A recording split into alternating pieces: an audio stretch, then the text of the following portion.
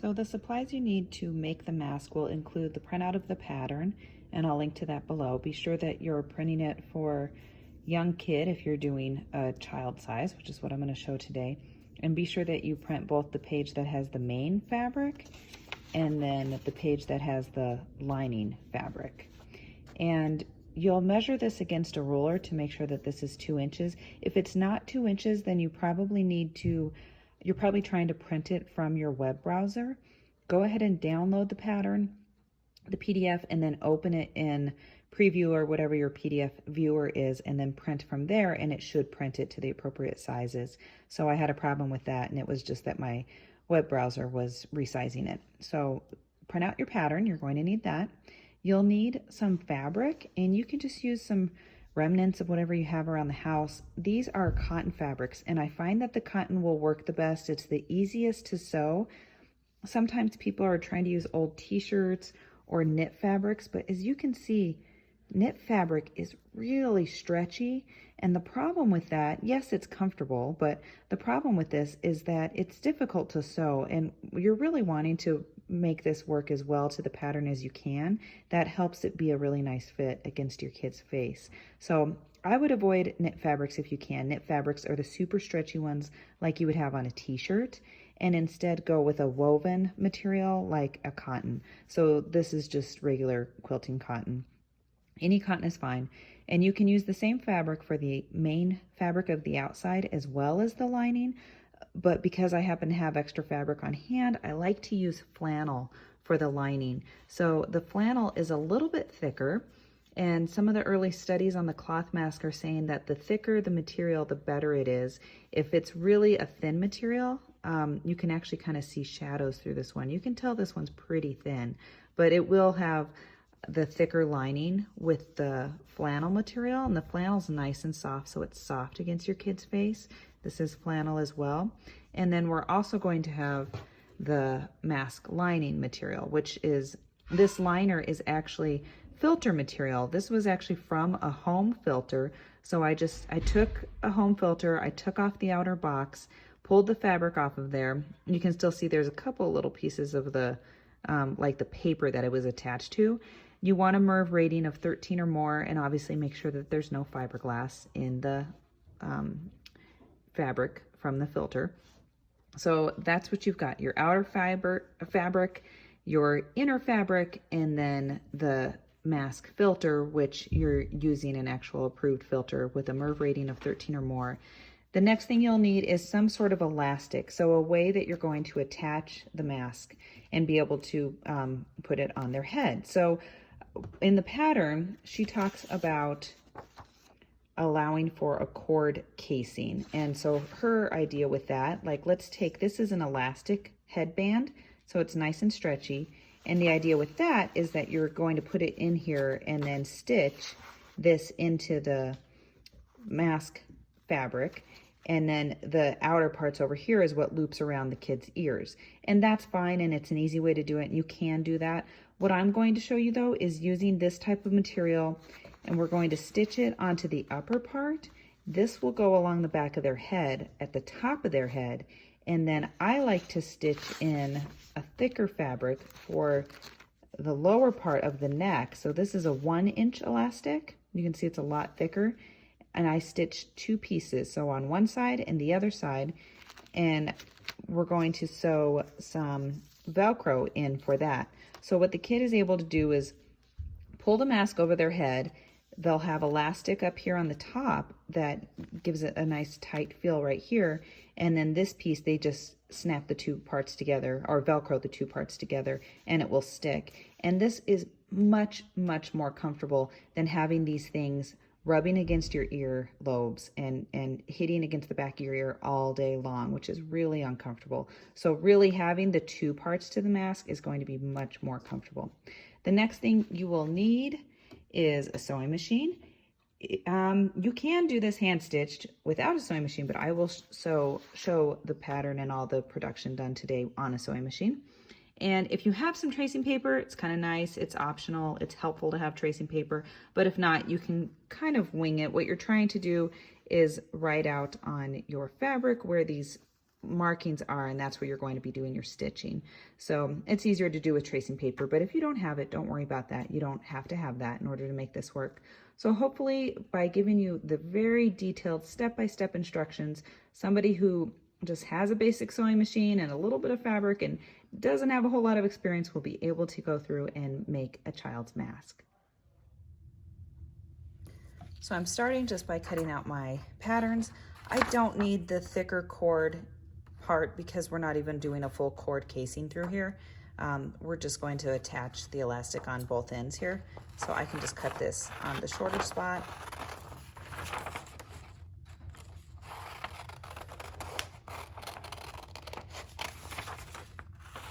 You can see I'm not always totally exact, but let that be as exact as you want. Okay, there's our main fabric done. Now we'll just do it for our lining fabric. And you'll be able to you don't need multiples of these printed out. You'll be able to reuse these on all of the masks that you make. So if you're making multiples, which I highly suggest, because the whole concept with these masks is that as they wear them, you can wash them. So I wouldn't wash it with the filter. I would go ahead and take the filter out when you're doing that and then put in a new filter, but you can wash the cotton or cloth mask that you're making. And if you don't put a filter in it, then you can just hand wash it how it is with regular soap and you'll be fine. So here we go. We have our two fabrics and now we're going to trace that out onto our materials. And you can see we have to cut two for each, the main fabric and the lining fabric.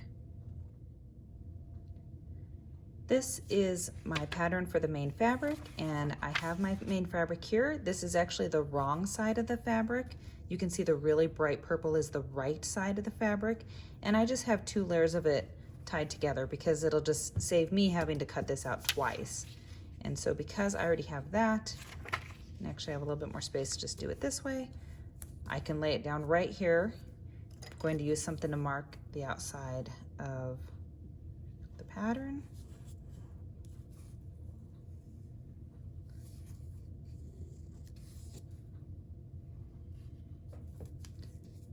And then keeping those two pieces together, and you can pin this if you want to, if you're worried about them falling apart. I'm going to cut this out.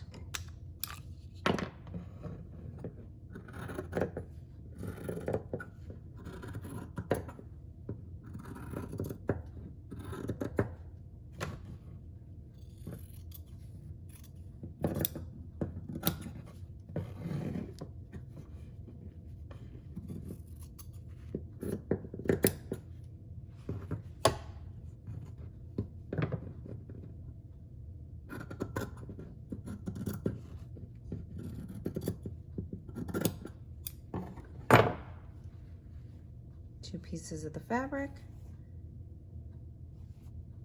for the outside of the mask. Now we have to repeat with the lining. Here's the lining pattern.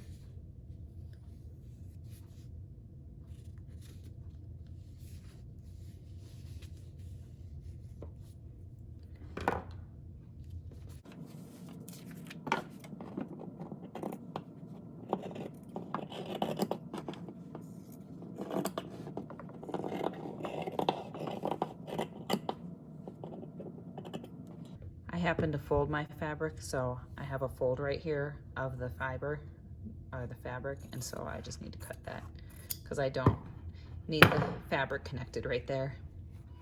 So there's my lining. Since I'm doing all the cutting now, I'll go ahead and cut my piece from the filter as well. So what I've done here is I have the filter material. I'm going to fold it in half so that this side has is already connected. Okay, so the fabric is still connected right here, the filter material. And then I'll put it so that my end, where it would be cut, that goes off to the ear, is off on the side. I don't actually need it the full size of this, right? Because we're going to be stitching all the way to this inner line. And then it has to slide into this pocket. So it'll be even less than where this inner line is at. So I'm just going to kind of ballpark this. You can see I have it pulled down probably almost an inch over here from where it goes. And I don't need it to go all the way out. So I'm gonna come along right about here and then kind of draw a little bit of a line so it has the same curve, and then it comes forward about right there. So it's kind of following along where that dotted line is. I could get my tracing paper out, but in general, I don't need to be that exact. We're gonna be pretty much kind of shoving this into the mask. So I just cut that. And now I have a piece of filter material that's going to fold and be placed into the mask. And I can peel off a couple of those extra pieces of cardboard from the material that it was attached to when I first got the filter. Okay. So now we have our 2 pieces of our main fabric, 2 pieces of our lining fabric, and a cutout piece that can be an insertable filter. So you'll take your 2 pieces of the fabric, of the main fabric, and you're putting them so that they are right sides together, so the pattern part is together, and this is the part that is not going to be seen. And you could kind of eyeball where the main fabric is going to have you stitch, and you could mark it somehow. So you could lift up your paper and you could kind of try to do your dotted lines. If you have carbon paper, tracing paper, this stuff is nice because I literally can just go like this, make sure I'm still on top of it.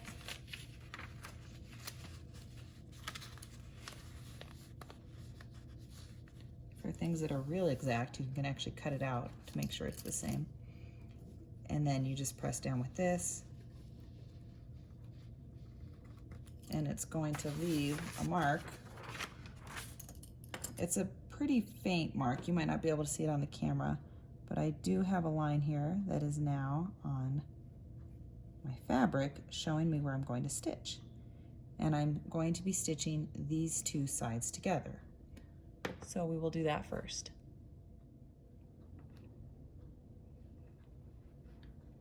So put my fabric in there, back stitch. This is actually going to get sewn together later, so you probably wouldn't have to do a back stitch to hold it together. You're going to continue sewing, so that would close up that seam. And just kind of guide it along because it is going on a curve. And then you could either let it go all the way through, or I'm going to back stitch just to hold it together nicely. Cut it. And then if you really want it to hold together, what I like to do is press things after I've sewn them because it helps your stitching hold in place and it helps the final product have a little bit of a better form. And what I mean by pressing it is you can literally press it with your hands like this, but what I usually do when I'm sewing, and it will make a big difference if you do this in your sewing as well, is that you heat up an iron, and then once my iron is nice and hot, or you can be doing that, heat up your iron while you're working on other masks and stuff, cutting out other pieces, then we're just going to run the iron against this edge right here and get it nice and sealed in place. While I'm waiting for my iron to warm up, I'm going to go ahead and get my lining fabric piece.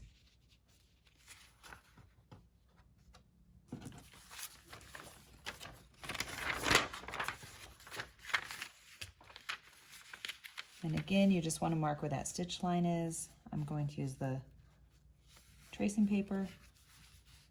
You can actually feel where the edge of it is too. That makes it a little bit easier.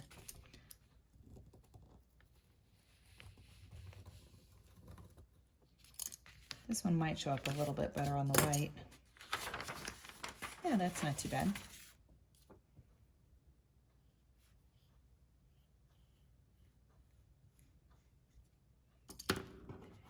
And then I'll stitch this together.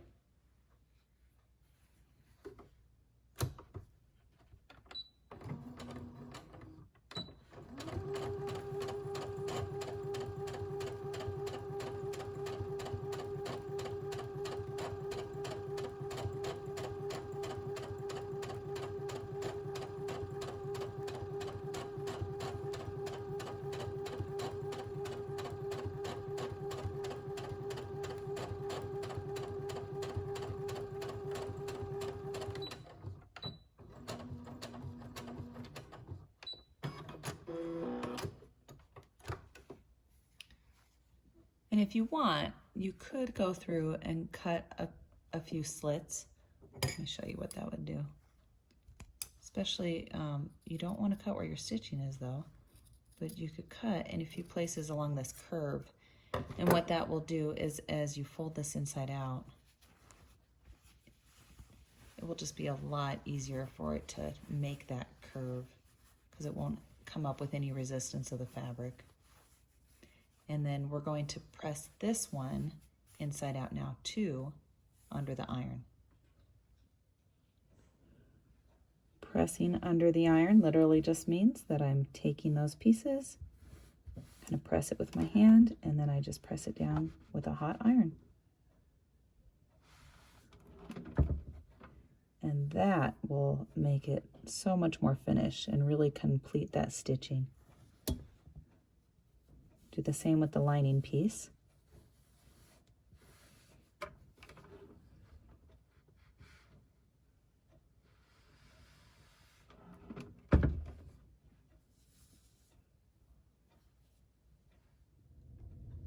So we have the two pieces that have been pressed now, ironed, and we're going to be stitching them together so that these bottom parts are brought together and stitched, and then the top parts are stitched together as well. But first we need to fold the lining one so it is inside out again, and then you'll keep your main fabric with the right side of the fabric facing out, and place your lining fabric on top of your main fabric, and you want those seams. So here's the seam for the two pieces of the main fabric, here's the seam for the two pieces of the lining fabric. You want that to come together. And I'm going to pin this together so that it just holds together. You wouldn't have to pin together and you can just stitch it from here, but if you throw a couple pins in there, it'll just keep it in place a little bit better. So I'll throw a pin about here, and then I'll throw another pin a little bit lower. Should have mentioned a pin would be a good optional supply. Pins are always good supplies when you're sewing. Same thing on this side. I'll just throw a couple of pins in here and over here.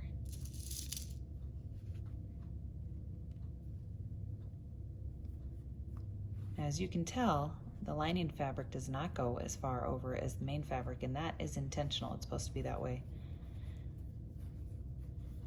And then kind of bringing those together.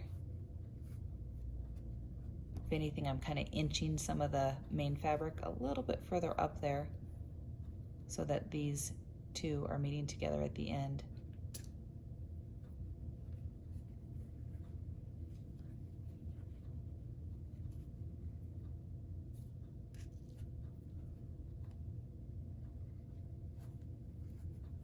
I'll do a pin there. It's okay if they don't perfectly meet. I'll do a pin down here. Same thing on this side. This side's actually lining up pretty nicely.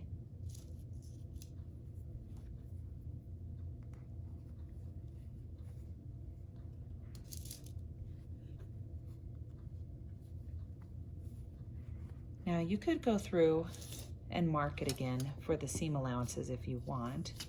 So as you can see on her pattern, she has a 3/8 inch seam allowance. So you could go back onto your piece and you could try to draw that in. Or you can mark it just here, free mark it, or you can just try to watch on your machine so that you're staying at about 3/8 inch, which is almost a 1/2 inch. So a little bit less than a 1/2 inch, and just guide that along and watch it on your sewing machine. That's what I'm going to do. I'm not going to take the time to mark this all. So I realized just before going to sew this that as I guide this through, I had my pins facing the wrong direction, which is kind of a pain to pull them out while you're trying to sew forward. So I moved them so that I can be removing them as I'm sewing along. So I just switched the direction. Like this one I haven't switched yet. It'll just make it easier as you're trying to sew.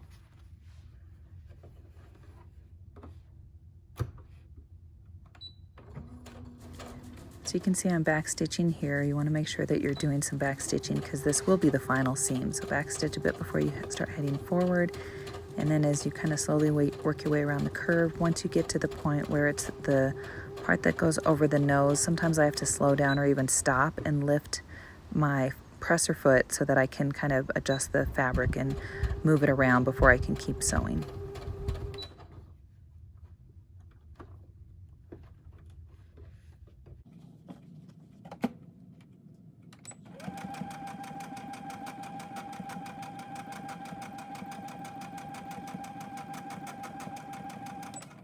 I am going to back stitch here, and I did at the beginning because this one you are not going to be stitching again. So you want to make sure that it holds that stitch. Finished with one side, go ahead and do the other side. And again, I have my pins backwards. So that's okay. I don't really need the pins guiding me the whole way through. I can just hold out with my hands.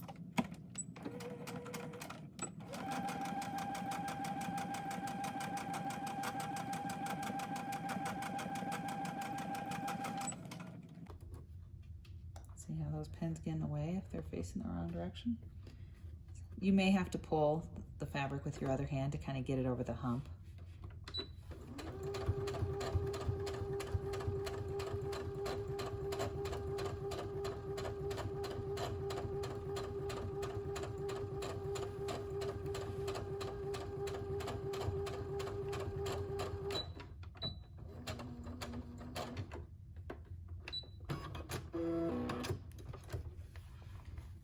So now the mask is sewn because the lining pieces were sewn together, the main fabric was sewn together, and now those are sewn together along the top and the bottom. We can now flip it inside out. And you just reach through and pull it through.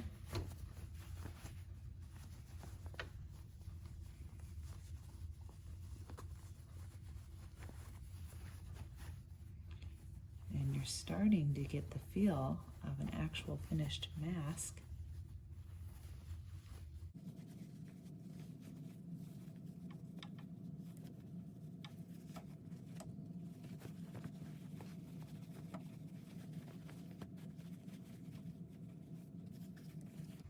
And just kind of hand press it. Usually smooths out the fabric. You can also run it under the iron another time, which I think it probably will do. Before we move on to the next step. So here you go. Here's the outside of the mask. Here's the inside of the mask. You can see it's that nice flannel fabric. And you can take your filter insert and literally just pull this in between there and have the filter insert. Now I'm not going to do that fully right now because we haven't quite finished. We need to sew in our edging right over here and add our straps. So we can sew in the edge here the same time that we're going to add our strap. So I'm going to grab that headband piece for the strap. This is that elastic headband. You can see it's really stretchy. It comes as a solid piece. If you wanted to do the process where you sew it into the edge, you would take your outer piece right here, fold this over, and you would stitch along here to hold it in. And then you would have the earpiece that comes along and goes behind an ear. You might have to measure this for your kid. So you might have to measure and cut this down and have this come down lower. And then this can just make an ear loop piece for them to pull the mask on. That's the simplest and easiest way to do this. But like I said, I like to have this be a strap for the back of the head, and then I like to have a lower strap where they can Velcro, and it just gives it a really nice seal and it makes it more comfortable. So I'm going to cut this in half.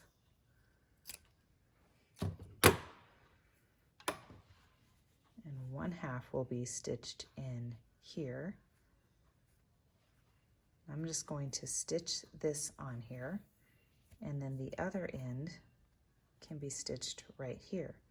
And I may try this on my kiddo real quick before I go ahead and stitch those on there and just see if that's going to fit in terms of sizing. So you want it to be tight enough that it can stay on their head, but that it's not, you know, really digging into their head and hurting them.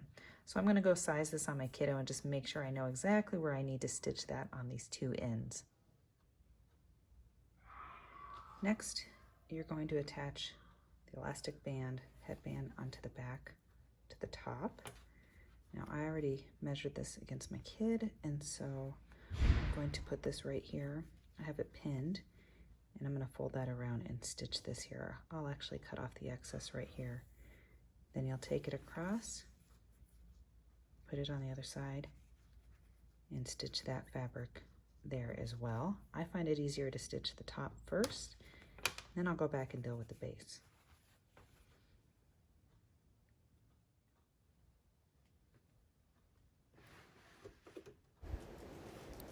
So to stitch this, I'll do a few back stitches, then I'll go forward and then do a back stitch at the end. I usually go pretty slow because this casing, this elastic casing stuff can be kind of thick and hard for the needle to work through. So I go nice and slow so I make sure it stays connected. I'm doing a straight stitch here, but then I can also go back and do a zigzag, and it'll just give it some extra stability and make sure that that strap doesn't pull loose and rip off from the fabric.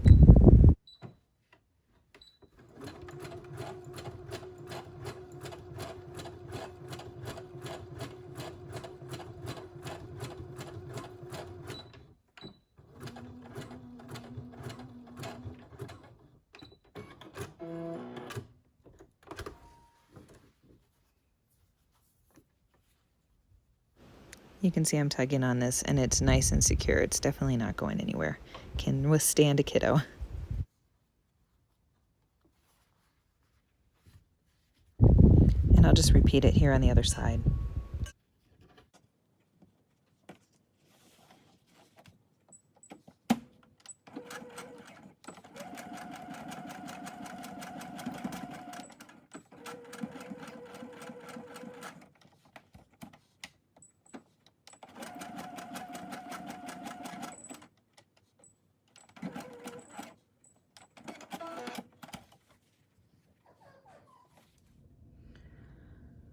Okay, I totally just dropped a pin, so that's going to be a really fun surprise to find later.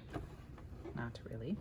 Okay, I pre-measured my two elastic pieces. So I cut a piece, maybe about 5 or 6 inches, and I'm going to attach it to one side. And I just pinned that in place, and then did the other piece and just measured it along my daughter's head to make sure that when they overlap by a couple of inches, it's going to be able to fit nicely against her head, because we're going to add Velcro onto these two pieces right here. So now I'm just going to, I'll probably, well, I can clip these little stray pieces later. So I have my fabric folded on the rest of this, and then I have this between the two layers. So here's my lining, here's my outer layer, and I'm going to stitch it onto the outer layer.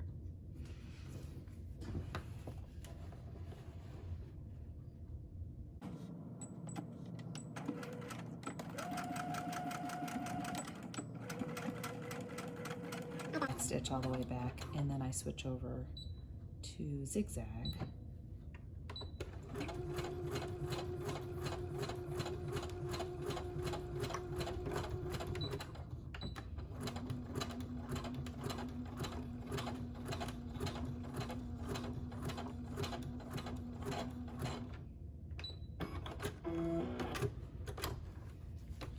And between the straight stitch and the zigzag, there's a lot of support there, so that elastic isn't going anywhere. And I'll repeat that on the next side.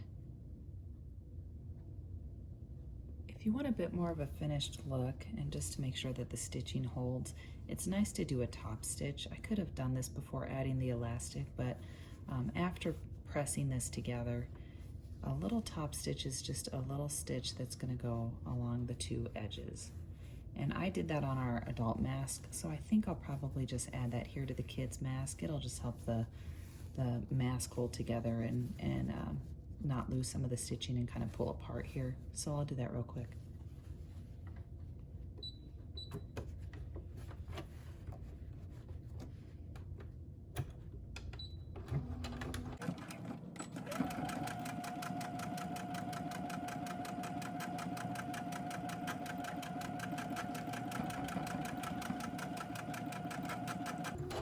really have to guide and pull it through where there's extra fabric on the seams.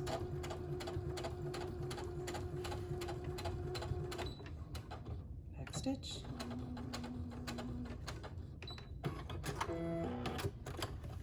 Let's see. Do that on the top as well.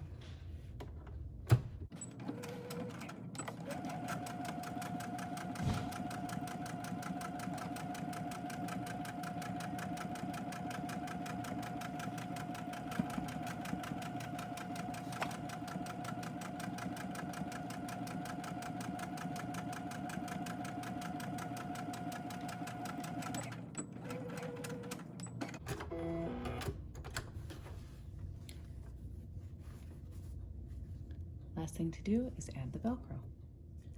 So you don't need much Velcro, an inch or two is fine. So I have the hook and the loop side stuck together. I always put the hook side, so that is what is on the base of the neck facing out, because you don't want that pokey hook side to be scratching against their neck. So I'll stick the Velcro side here for the hook, and then I'll stick the soft loop side over here so that as they come together, they latch like that. This is a sew-on. Some people like the adhesive that tapes on here. If you use the adhesive type, you still need to stitch this on if you want it to hold up. And I don't like gunking up my sewing machine and my needles by using that, so I just use the sew-on and I just kind of hold it in place until I get some of the stitching started. I find that it makes my machine last better and I don't get all that nasty adhesive, and you're going to have to sew it on anyway if you want it to hold.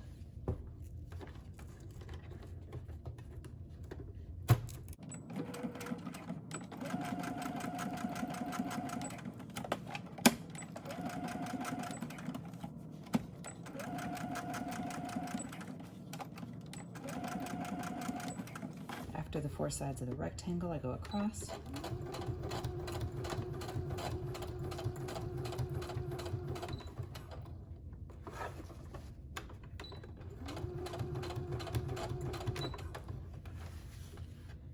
And then I cut across one more time.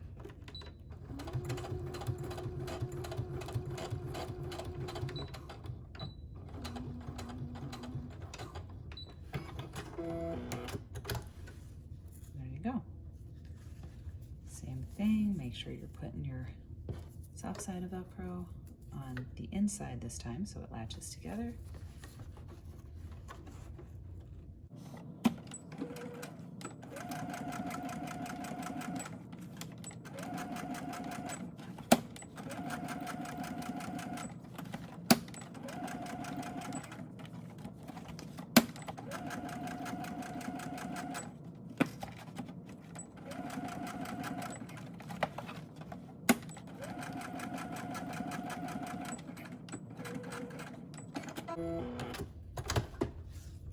You can just go through, clip your threads. You have an open pocket between the two layers. You can take your filter piece that you cut, and I might want to cut this one down a little bit so it slides in here easier. So I might just draw a little outline here, cut that down, and then shove this in there, and you will have the air filter pocket inside of the two layers of the mask. But the nice soft flannel will be on their skin, cute little pattern on the outside, comfortable headband part and neck band to make it have a nice clean fit and be comfortable to use all day. So there you go.